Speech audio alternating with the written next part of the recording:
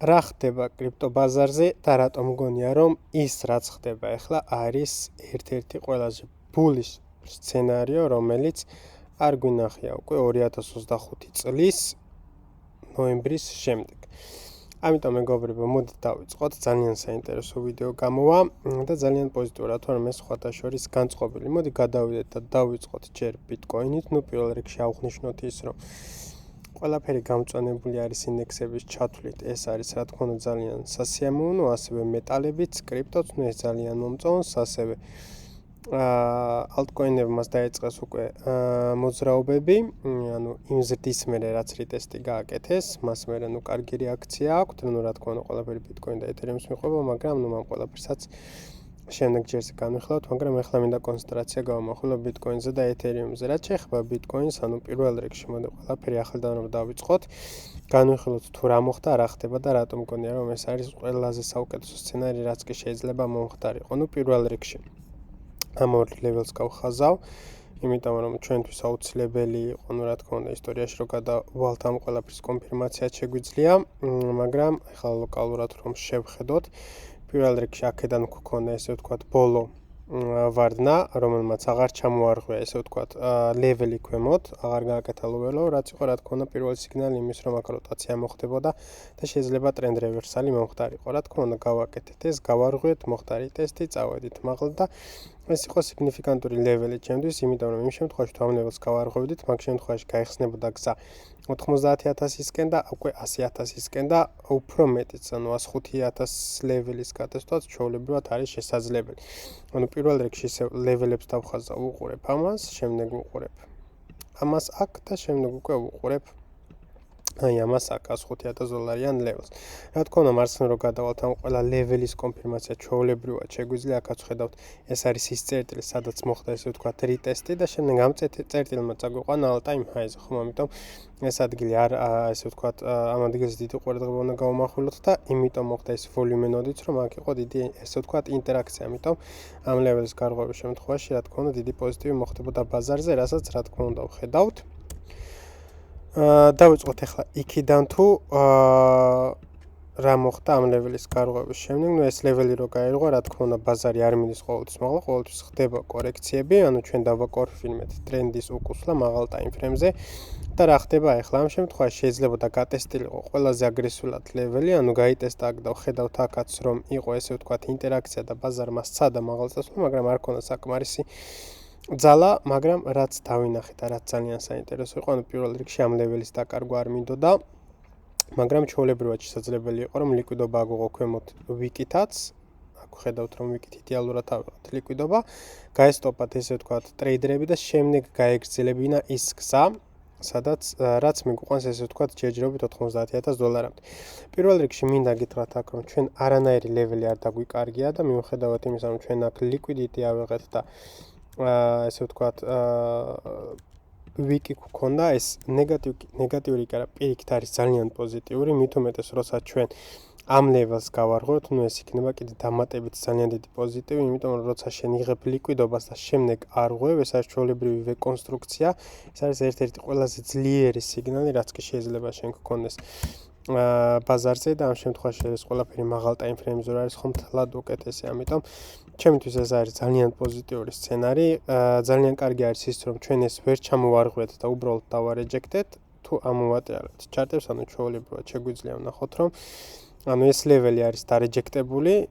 ეს მთლიანი ნახეთ, ეს ლეველიც ჩვეულებრივად გავტესტეთ, ეს ლიკვიდობაც გავტესტეთ ვიკით, წამოვედით ქვემოთ, ნიშნავს რომ ეს ლეველი ჩვენ ჩვეულებრივად დავარეჯექტეთ, რაც მიგვანიშნებს იმას, რომ როცა შენ ლეველს არეჯექტებ, ყოველთვის უფრო ლოგიკური სცენარი არის, რომ წახვიდე იქ, საიდანაც დაიწყო ეს დიდი ზრდა ან ვარდნა. ამ შემთხვევაში ვარდნა დაიწყო აქედან, ამიტომ ლოგიკური არის, რომ ახლა ჩვენ გავტესტოთ ეს ლეველი და ეს ლეველი გადაწყვიტავს ახლა თუ ჩვენ ვერ გავარღვიეთ ეს ლეველი და წამოვედით ქვემოთ, მაგ შემთხვევაში გავტესტავთ უფრო ქვემოთ, მაგრამ ჩემი ინტუიცია მეუბნება და გამოცდილება უფრო რომ სავარაუდოდ ამასაც გავარღვევთ და გავტესტავთ ესე ვთქვათ $90,000 ლეველს, ამიტომ ჯერ ახლა 90-იანზეც რომ გადავიდეთ, ამის გარღვევა მომცემს მე კიდევ ერთ ესე ვთქვათ გასალონგ სცენარს, აი აქ და ნუ რა თქმა უნდა ახლა ეს 4 საათიანი თუ გავარღვევთ უკვე ჩვენი ტარგეტი იქნება აქამდე და შემდეგ უკვე იქნება ჩვენი ტარგეტი $90,000-მდე და შემდეგ უკვე ვნახავთ აქ რას იზავს და აქ რას იზავს. ანუ თუ გავარღვევთ ეს შემდეგი ტარგეტი იქნება ეს, თუ გავარღვევთ ეს შემდეგი ტარგეტი იქნება ეს და თუ გავარღვევთ ეს შემდეგი ტარგეტი იქნება ეს. ასევე ჩემ TikTok და Instagram ვიდეოებში ვამბობდი რომ ეს შეიძლება იყოს ბოლო შანსი იმისთვის რომ Bitcoin-ი შეიძინოთ სასურველ და შეღავათიან ფასად. ნუ რა თქმა უნდა, შეიძლება რომ ეს პირიქით ესე არ იყოს, მაგრამ ეს არის გადამწყვეტი მომენტი ახლა Bitcoin-ზე, იმიტომ რომ ჩვენ თუ ვერ შევინარჩუნეთ ეს და ვერ გავაქცევთ მაღლასვლა, ნუ მაგ შემთხვევაში წამოვალთ უფრო ქვემოთ. ანუ აქ არის ორი სცენარი, მეორევისთვის რა თქმა უნდა მომზადებული, მაგრამ ნუ გამოცდილება მეუნება რომ ეს სცენარი უფრო გამოვა, ვიდრე ეს ქვემოთა სცენარი, იმიტომ რომ ინდექსებს რო შევხედოთ, ინდექსებიც გიჟივით მიდიან, ანუ გიჟივით მაღლა მიდიან, რაც რა თქმა უნდა რისკებს უფრო ადიდებს და ზრდის, რომ იქ მოხდეს კორექციები და ინვესტორები რა თქმა უნდა ყოველთვის ეძებენ გზას იმისთვის, რომ თავიანთი დაფიქსირებული მოგებები გადაიტანონ სადმე სხვა ასეტებში. ამიტომ ეს სცენარის უნდა გავითვალისწინოთ იმ შემთხვევაში, თუ დაფიქსირებული მოგებები ინდექსებიდან გადმოვიდა კრიპტოზე ან გადმოვიდა მეტალებზე, ნუ მაგ შემთხვევაში უფრო კიდევ დამატებით დიდი ზრდები გვექნება. რაც შეეხება ეთერიუმს, ანუ ეთერიუმზე არ არის ისეთი პოზიტივი, როგორიც Bitcoin-ზე არის მაგალითად, იმიტომ რომ აი ეს ლეველი, რაც Bitcoin-ზე გავარღვევთ, ხედავთ აქ რომ დავარეჯექტეთ, როცა შე რაღაცა ლეველს არეჯექტებ, რა თქმა უნდა, ტესტავ ისე იმ ლეველს, საიდანაც დაიწყო ესე ვთქვათ, დიდი ზრდა, რომელმაც მიგიყვანა მაგ ლეველამდე და ეს არის ამ შემთხვევაში აი ეს. რა თქმა უნდა, სასურველი იქნებოდა რომ ეს არ დაგვიკარგა, მაგრამ გამომდინარე იქიდან რომ დავარეჯექტეთ ეს ლეველი, ნუ დროპიც რა თქმა უნდა უფრო დიდი იყო. ეს აი იყო ერთ-ერთი დეფენსიური და ერთ-ერთი ყველაზე ნეგატიური სცენარი, რაც შეიძლება მომხდარიყო, მაგრამ ამასაც თუ არ დავარღვევთ, ნუ დიდი პრობლემა არ იქნება, მაგრამ ნუ პრინციპში რა შევხედოთ ამის გარღვევის ქვემოთ, ნუ რაღა არის ეს ლეველი უნდა გავტესოთ 1830 და ესეც თუ ჩამოვარღვევთ, მაგ შემთხვევაში იქნება ეთერიუმისთვის ძალიან ძნელი, რთული და არასასიამოვნო პერიოდი. მაგრამ ახლა ეთერიუმი ესე ვთქვათ, ნუ ბეწუზე არის, უნდა აერჩიოს მხარი და დაამტკიცოს არის თუ არა ეს ძლიერი altcoin-ი, რომელიც ესე ვთქვათ, ერთ-ერთი ყველაზე ძლიერ altcoin-ად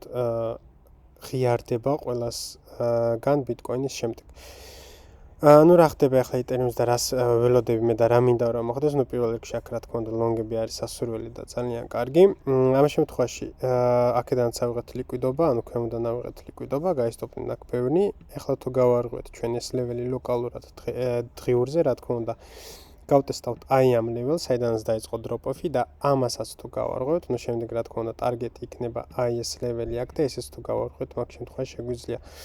ვისაუბროთ იმაზე, რომ ეთერიუმიც აუცილებლად გატესტავს პლუს-მინუს $3,000-იან ლეველს და ახლა რომ გავზომოთ აი აქედან ბაზარი სადაც იმყოფება, აქედან გვექნება პლუს-მინუს 40%-იანი ზრდა, რაც რა თქმა უნდა, როგორც ინვესტორმა არ უნდა გაუშვა ხელიდან, იმიტომ რომ 40%-ს ვინ აკეთებს რამოდენიმე თვეში, ხო, ნუ რა თქმა უნდა ეს in one go არ მოხდება, შეიძლება 1-2 თვე დაჭირდეს, შეიძლება 5 თვეც დაჭირდეს, ეს რა თქმა უნდა არავინ არ იცით, მაგრამ ფაქტი არის ის, რომ ჩვენ ვიცით, რომ 40% და უფრო მეტის დაფიქსირების საშუალება არის ეთერიუმზე. ნუ რა თქმა უნდა, ეთერიუმი არც თუ ისე ძლიერად გამოიყურება როგორც Bitcoin, მაგრამ ყველამ ვიცით, რომ როცა Bitcoin-ი მიდის მაღლა, ნუ რა თქმა უნდა, ეთერიუმიც მიყვება და სხვა კრიპტოვალუტებიც, ასევე ჩვენ თუ შევხედავთ Bitcoin ეთერიუმის charts, ეთერიუმ Bitcoin აქ მაგალითად, აქაც ხედავთ მაგ რა თქმა უნდა, გქონდა rejection-ი და ვერაფერი ვერ გავაკეთეთ. ნუ ამ შემთხვევაში ვხედავთ, რომ აქ არის ესე ვთქვათ გასატესტი და შეიძლება ეთერიუმი კიდევ უფრო გაუფასურდეს Bitcoin-თან შედარებით, მაგრამ მე განიშნავს იმას, რომ ეთერიუმი დავარდება და Bitcoin-ი გაიზრდება. არა, ეს ნიშნავს იმას, რომ Bitcoin-ი უფრო დიდ მოგებას დააფიქსირებს, ვიდრე ეთერიუმი. მაგალითად რომ ავიღოთ მომავალი კვირის განმავლობაში Bitcoin თუ გაიზარდა 10%-ით და ეთერიუმი გაიზარდა მხოლოდ 5%-ით, ნუ მაგ შემთხვევაში ეთერიუმი Bitcoin-ზე დავარდება, ხო? ამიტომ ამ ჩარტის ვარდნა არ ნიშნავს იმას, რომ ესე ვთქვათ ეთერიუმი გაუფასურდება და Bitcoin-ი გაიზრდება ფასში პირიქით. როცა ფასი აქამდე ჩამა, მაგ შემთხვევაში შეგვიძლია ვავარდოთ, რომ Bitcoin-დან ბევრი ასეთი გადმოვა ეთერიუმზე, იმიტომ რომ ეთერიუმზე იქნება უფრო დიდი შანსები მოგების დაფიქსირების და უფრო ესე ვთქვათ სასიამოვნო და სასარგებლო პროფიტები იქნება ეთერიუმზე ვიდრე Bitcoin-ზე. ამიტომ ეს ჩარტი შენ საპირისპიროდ კი არა, შენ დასახმარებლად უნდა გამოიყენო და გამოიყენო იმისთვის, რომ რაც შეიძლება უფრო მეტი მოგება დააფიქსრო. ძალიან მაინტერესებს თქვენი აზრი, ძალიან მაინტერესებს შეწყვეტეთ თუ არა თქვენ ბიტკოინის და ეთერიუმის ყიდვა, ვაჭრობთ თუ არა მასზე და რას ფიქრობთ? გააგრძელებს თუ არა ბიტკოინი ზრდას, იმიტომ რომ ძალიან ბევრი ნიუსი მესმის, რომ აი ტრამპმა იმანეს, ამანეს, მაგრამ ნუ მე ყოველთვის რა თქმა უნდა უყურებ price actions, არ აქვს მნიშვნელობა ვინ რა უნდა თქვას, ინვესტორები ყოველთვის ეძებენ გზას იმისთვის, რომ დააფიქსრო რაც შეიძლება მეტი მოგება. და თუ ეს კრიპტოში არის აუცილებლად კრიპტოში შემოვლენ, თუ ეს აქციებში არის აუცილებლად აქციებში გადავლენ და ასე შემდეგ.